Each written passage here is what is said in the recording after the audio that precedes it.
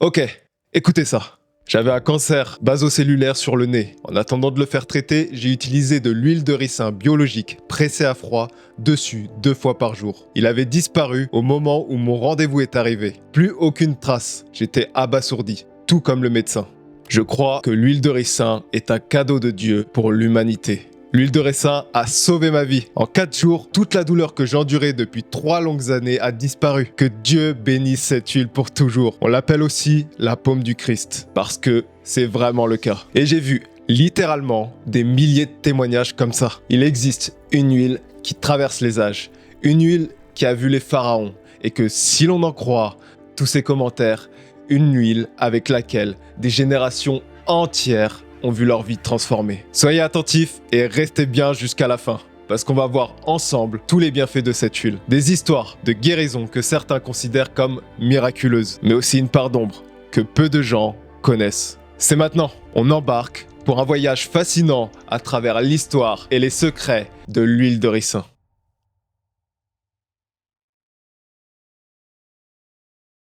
Tout commence en Égypte, il y a plus de 6000 ans. À cette époque déjà, l'huile de ricin était utilisée quotidiennement. Et on raconte qu'on l'utilisait pour embaumer les corps. Mais elle jouait aussi un autre rôle.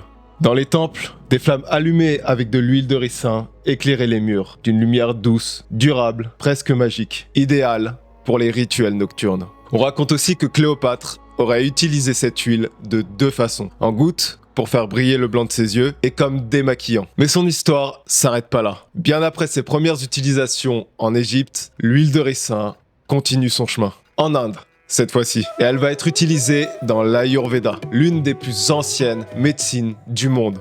Là-bas, on l'appelle Eranda Thaila. Comme en Égypte, au départ, on s'en servait pour alimenter les lampes. Mais en Inde, elle va prendre une autre dimension. Elle va devenir un véritable outil de guérison. Les praticiens de l'Ayurveda comprennent vite qu'elle ne fait pas que d'éclairer les temples ou les foyers. Elle va aussi être utilisée pour soulager les douleurs, apaiser les inflammations et rétablir l'équilibre du corps. Et aujourd'hui, elle est toujours utilisée dans cette médecine, mais on verra comment un peu plus tard. Depuis des millénaires, les bienfaits de l'huile de ricin ont accompagné les soins dans différentes cultures du monde entier. Mais derrière ces bienfaits, l'huile de ricin cache un autre visage, ou plutôt la graine qu'on utilise pour la fabriquer. Avant de continuer, laissez un petit like maintenant. C'est tout simple, mais ça aide énormément à faire connaître la chaîne. C'est bon? C'est fait? Ok, on continue.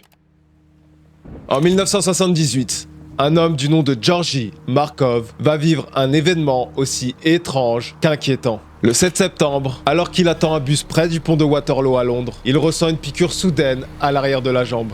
Il se retourne et aperçoit un homme, avec un parapluie à la main, qui s'excuse avant de s'éloigner aussitôt. Dans les heures qui suivent, Markov développe une forte fièvre et des douleurs intenses. Il est transporté à l'hôpital St. James à Londres, où son état se détériore rapidement malgré les soins. Il décède malheureusement 3 jours plus tard. L'autopsie révèle une minuscule bille en métal, à peine plus grosse qu'une tête d'épingle, implantée dans son mollet. À l'intérieur, les experts découvrent alors des traces de l'un des poisons naturels les plus puissants au monde, la ricine. Et c'est un chercheur, Peter Hermann Stillmark, qui découvre pour la première fois, à la fin du 19e siècle, qu'elle est présente dans la graine de ricin. Écoutez ça, d'après un document de l'Université de Limoges, la ricine serait environ 6000 fois plus toxique que le cyanure, et 12 000 fois plus que le venin du crotal. Et le plus inquiétant, c'est qu'aujourd'hui encore, il n'existe aucun antidote, ni vaccin, ni traitement efficace contre la ricine. Mais bien sûr, je rappelle ici qu'on parle du poison qui se trouve dans la graine. Heureusement, l'huile de ricin que vous trouvez en magasin est censée être sans danger, à condition qu'elle soit purifiée. Mais même si c'est le cas, ça veut pas dire qu'on peut l'utiliser n'importe comment. Parce que, cette huile peut avoir des effets secondaires, parfois très gênants, voire risqués dans certains cas. On va prendre par exemple son usage le plus courant, son fameux effet laxatif. Certains en prennent une cuillère de trop, pensant que plus c'est mieux. Le résultat, des crampes, douleurs abdominales et une journée entière condamnée aux toilettes. Et d'ailleurs même juste une cuillère, parfois, ça suffit. Et il y a aussi ceux qui l'appliquent sur la peau sans faire de test avant. Et même si c'est rare, ça peut provoquer des allergies. Donc, rougeur, démangeaisons et irritation. Et pour les femmes enceintes, c'est là que ça devient sérieux. L'huile de ricin, elle a longtemps été utilisée pour déclencher l'accouchement dans certaines régions du monde. Et c'est encore le cas aujourd'hui. Mais maintenant, c'est considéré comme trop risqué de l'utiliser pour ça. Si elle est avalée ou même appliquée sur le ventre sans avis médical, elle pourrait provoquer des contractions trop fortes, un accouchement prématuré ou dans certains cas, une fausse couche. Donc ouais, on l'a vu, ça peut être risqué si on l'utilise mal. Mais d'un autre côté, ça peut aussi faire des merveilles. J'ai vu plein de témoignages sur ce que l'huile de ricin pouvait faire pour les cheveux, les cils, les sourcils ou même la peau.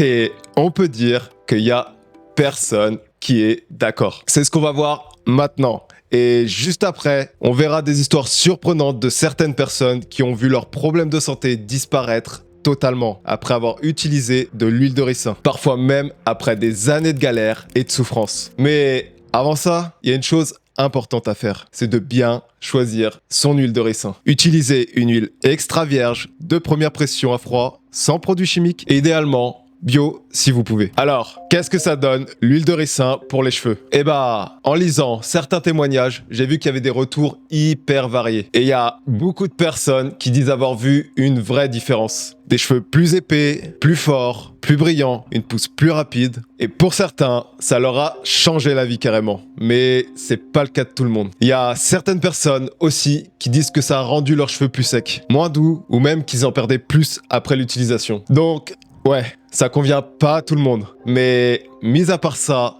ça a l'air quand même d'aider et de faire des merveilles chez certaines personnes. Mais faut pas oublier que ça fait pas tout. Si vous êtes fatigué, stressé ou carencé par exemple, vos cheveux, ils ont peut-être pas tout ce qu'il leur faut pour être en bonne santé. Et dans ce cas-là, toute seule, l'huile, elle pourra pas faire grand-chose. Et c'est pour ça qu'il faut aussi s'occuper de l'intérieur. L'alimentation, le sommeil, le stress, tout ça, ça compte énormément. Et pour ce qui est des bienfaits pour les cils et les sourcils, pareil. J'ai vu énormément de témoignages. Et là aussi, les résultats varient énormément. Il y a certaines personnes qui parlent d'une vraie transformation, des sourcils plus épais, plus denses, plus uniformes et parfois même une repousse là où il n'y avait plus rien. Et pour ce qui est des cils, certains racontent qu'ils sont devenus plus forts, plus épais, parfois même plus longs. Mais là encore une fois, c'est pas le cas de tout le monde. Il y en a aussi qui disent qu'ils ont vu que peu de changements, voire pas de changements du tout, même après plusieurs semaines, voire plusieurs mois d'utilisation. Alors, est-ce que ça marche vraiment? Eh ben la science pour l'instant elle a pas confirmé grand chose. Mais j'ai vu quand même beaucoup de témoignages qui disent que ça a marché pour eux. Ah, et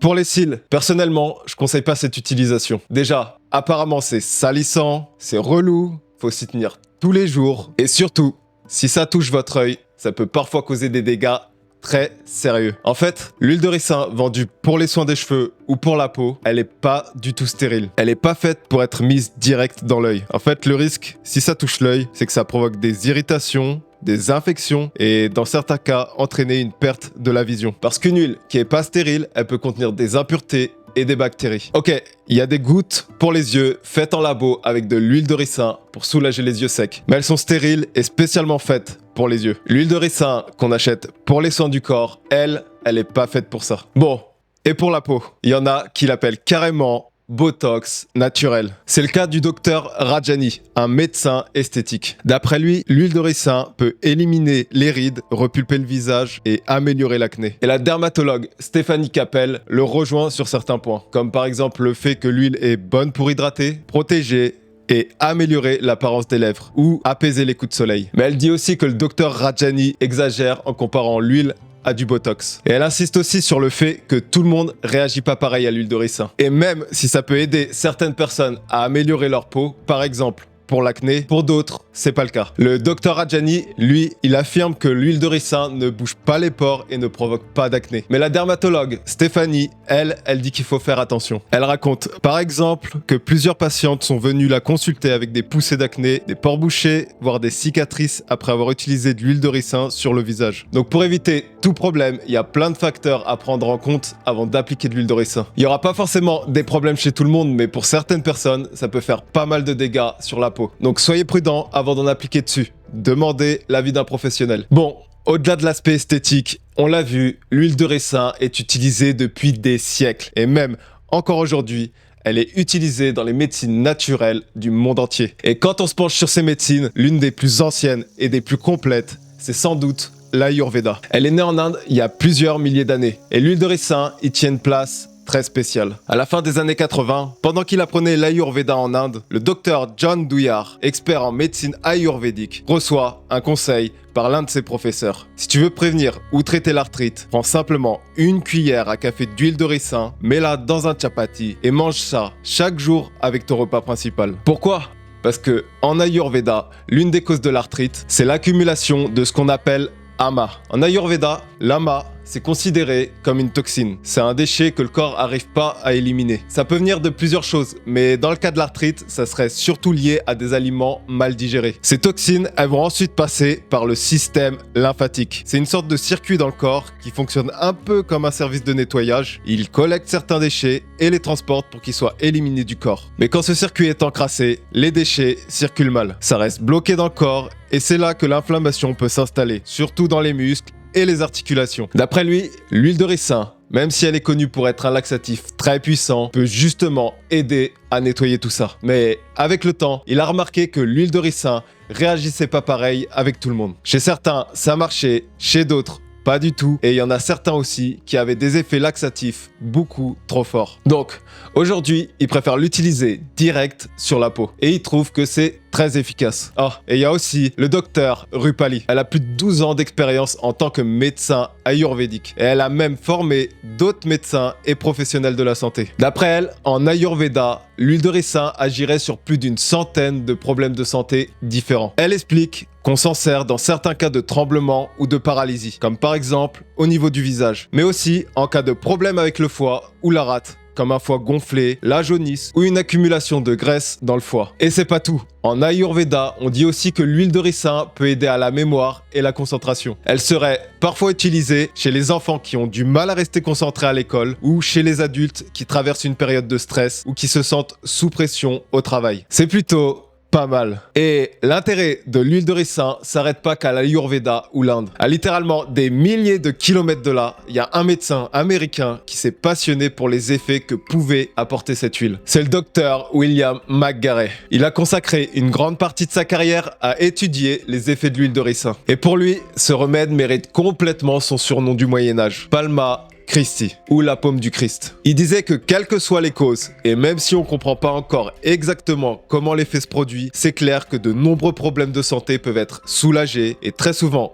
éliminés grâce à une application régulière, correcte et patiente des cataplasmes d'huile de ricin. Il les a utilisés pendant des années dans ses soins avec ses patients. Et pour garder une trace de tout ce qu'il voyait, il a pris des notes détaillées sur 81 cas de patients avec en tout 101 problèmes de santé différents. Alors, qu'est-ce que ça donne ? Dans la grande majorité des cas, 82%, les personnes ont été complètement guéries, rapidement et sans garder de symptômes. 4% ont vu une amélioration mais pas complète, et dans 11% des cas, il n'y a eu aucun effet, ou même, parfois, une aggravation. Et parmi tous les cas que le docteur McGarey raconte dans son livre, il y en a quelques-uns qui méritent vraiment d'être racontés. L'un d'eux remonte à 1964, lorsque Richard Disney se blesse pendant un match de foot. Il sera opéré du dos un an plus tard, puis une seconde fois en 1980 pour retirer une partie d'un disque écrasé. Mais en 1987, nouvelle rechute. Il se blesse à nouveau. Grâce à quelques séances de chiropractie, il parvient à reprendre le travail après quelques jours. Jusqu'à ce qu'une douleur sciatique apparaisse du côté gauche. Repos, stimulation électrique, médicaments antidouleurs, glace, chaleur, massage, il a tout essayé. Mais au lieu de s'améliorer, ses douleurs empirent. Alors qu'il vient de consulter son médecin de famille, Richard tombe sur un article qui parle de l'huile de ricin. Le médecin lui avait fixé un rendez-vous avec le neurochirurgien pour le lendemain. Mais le soir même, sa femme Hélène lui applique un cataplasme d'huile de ricin sur le bas du dos pendant 1 heure. Il ressent un léger soulagement, mais a encore très mal et reste convaincu que seule une opération pourra le sauver. Son chirurgien l'examine et prévoit pour la semaine d'après des radios, des analyses et un test pour voir ce qui se passe dans ses os. Mais sa femme continue les cataplasmes tous les jours et avec de la chaleur. Et au bout de 7 jours, la douleur a totalement disparu. À ce moment-là, il annule tous les examens. Et après 2 jours de pause, sa femme applique les cataplasmes encore 3 jours de suite. Depuis, il n'a plus jamais eu de douleur au dos ni de sciatique. Mieux encore, il utilise aussi les cataplasmes sur un kyste qu'Hélène a sur la jambe. Après 3 applications, le kyste commence à s'écouler et il ne l'a plus jamais dérangé. Et il y a des tas d'autres cas, comme par exemple celui d'une femme qui a frôlé la mort. Après une césarienne, elle souffrait de douleurs et son état s'aggravait rapidement, malgré l'opération pratiquée par les chirurgiens. Alors que les médecins cherchaient une solution, une infirmière a proposé des cataplasmes à l'huile de ricin. 15 heures plus tard, l'état de la patiente s'est amélioré et elle a été tirée d'affaire. Ou alors, un petit garçon, Tommy, qui avait une hyperactivité sévère et qui est devenu calme après 3 semaines de cataplasme chaque soir sur le ventre. Il pouvait rester tranquille, lire et parler normalement. Il y a aussi une maman qui aurait soigné les orteils écrasés de sa fille, Jodie, avec de l'huile de ricin après des mois d'hôpital sans résultat. Ses orteils étaient douloureux et horribles à voir. Mais dès qu'elle a commencé les applications, ils ont très rapidement guéri. Il y a aussi l'histoire de Velma. 72 ans. Elle avait mal au ventre depuis 23 ans après une opération. Elle avait parfois des crises où elle avait l'impression que ses intestins se tordaient. Et dès le premier cataplasme, elle a ressenti une sensation étrange, comme si ses intestins s'étaient dénoués. À partir de ce moment, tous ses problèmes avaient disparu et ne sont plus jamais réapparus. Bon, vous l'aurez compris, c'est une huile qui traverse les époques, les continents et les cultures. Et elle semble avoir laissé une trace un peu partout. On la retrouve aussi dans la médecine traditionnelle arabe, tibétaine,